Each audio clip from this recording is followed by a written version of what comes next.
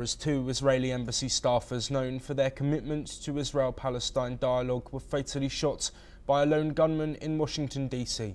The attack took place outside the Capitol Jewish Museum, just 1.3 miles away from the White House.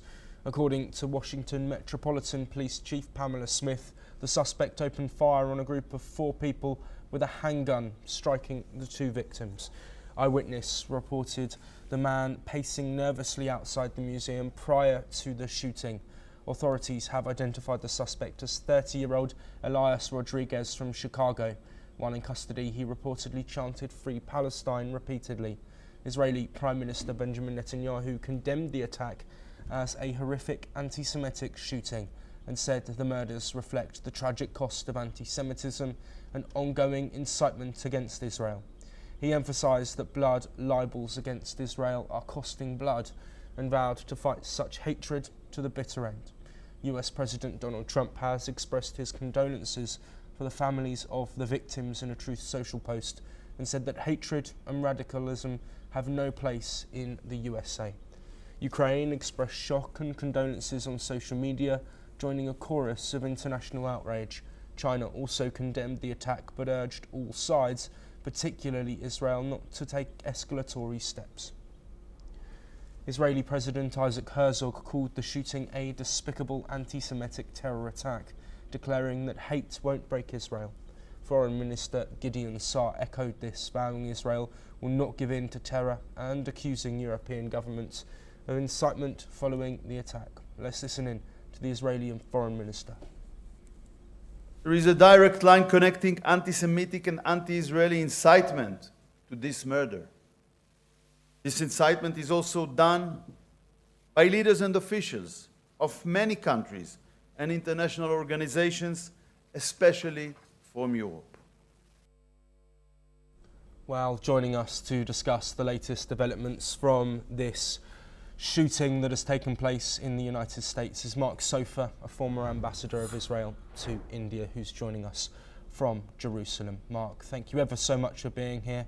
Of course, discussing something extremely difficult. Thank you for being here with us. Firstly, given the shocking shooting of these 2 young diplomats, what was your first reaction? Perhaps before I tell you what my reaction was, I should stress they actually weren't diplomats. They were staff, locally employed staff at the embassy in Washington, which of course doesn't make the massacre, doesn't make the terrorist attack on them any better. It's just to sort of put the facts straight. Having said that, I don't always agree. In fact, I very rarely agree with the Prime Minister and Netanyahu. But in this particular instance, I must say it wasn't an anti-Israel shooting. It happened to be that their 2 were working at the embassy, but point to tell, it was outside a Jewish museum, and the terrorist's killer just was aiming to kill as many Jews as possible. It wasn't directed even at Israel. But I do think that one has to make the distinction, and I'm not sure that even here in Israel we always do, between valid criticism of Israel and incitement against Israel, and especially incitement against Jews. And this is a very important distinction, and we have to continue making it. This particular attack was an anti-Semitic, brutal attack on 2 young people just about to be engaged, actually to be married, and cut off in the prime of life by a terrorist, by a Palestinian supporting terrorist, a Hamas supporting terrorist, one must presume. And it's of course very shocking for all of us here. Absolutely, Mark. Thank you very much for correcting there. Just to clarify, 2 Israeli embassy staff.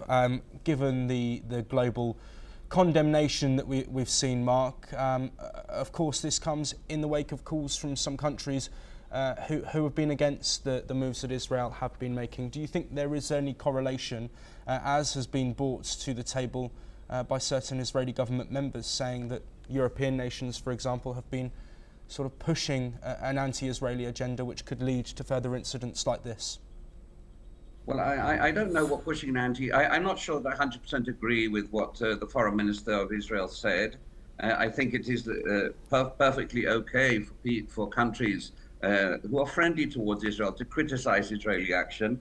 And I'm not sure that I don't believe that every single criticism of Israeli action can be seen as incitement. and hatred of Jews. But unfortunately, among the criticism, some countries tend to go far too far.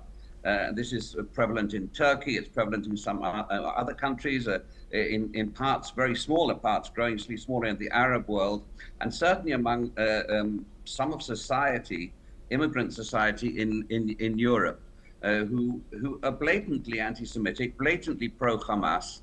And I think there is a connection between those in society who are extremist and those who actually carry out these extremist acts.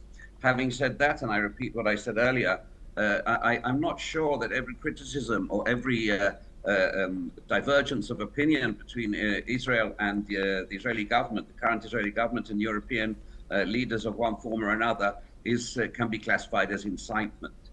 Yes, Mark, of course, Donald Trump's administration have been looking at anti-Semitism, specifically within university campuses. We've seen action against Harvard, also against Columbia, but with a rising discourse that is anti-Israel and potentially pro-Palestine as well. Do you think more protection needs to be put in place for Israelis abroad, given the attack that we've just seen? You know, I was 40 years in the Israeli Foreign Service, and I was actually ambassador in India at the time of the Mumbai massacre, the Mumbai attack, which of course was directed first and foremost against Indians. But as you know, 6 Israelis and Jews were killed in that. Another pure anti-Semitic attack, nothing to do with Israel. They just attacked a Jewish home. It's very much a similar line. And I've said many times since then, and I strongly believe it, there's no difference in my mind between the Lashkar-e-Taiba on the one hand and Hamas on the other. Terrorists out just to kill people because they don't like their religion or they don't like their nationality. That's not acceptable, must never be acceptable. Yes, of course, we've always had strong security around our embassies around the world, and maybe it needs to be beefed up. But I think that we also need to find some way in this region, in the Middle East, to move towards a new era for security for Israelis that will never see even anything approaching what happened on the 7th of October. And I think also a new era for Palestinian people, those uninvolved with terrorism, those uninvolved with hatred. And there are many, very many. I myself are in dialogue with quite a lot of them, very many of them. And I think that's really what we have to do, is to see how we can move forward towards a new horizon for both Israelis and Palestinians. It's this type of terrorist attack that we saw in Washington. It's this type of extremism that you've seen in Columbia University, you've seen in Harvard, you've seen elsewhere, which is sometimes, unfortunately, too often condoned, that puts any thought of appeasement, any thought of moving forward on the back burner and moves it just further away. So these people aren't interested in peace. They're not interested in rapprochement. They're not interested in accommodation of any form. They're only interested in the destruction and the disappearance of the state of Israel. And of course, of that is not even a negotiable, even a point of thought rather than anything to talk about.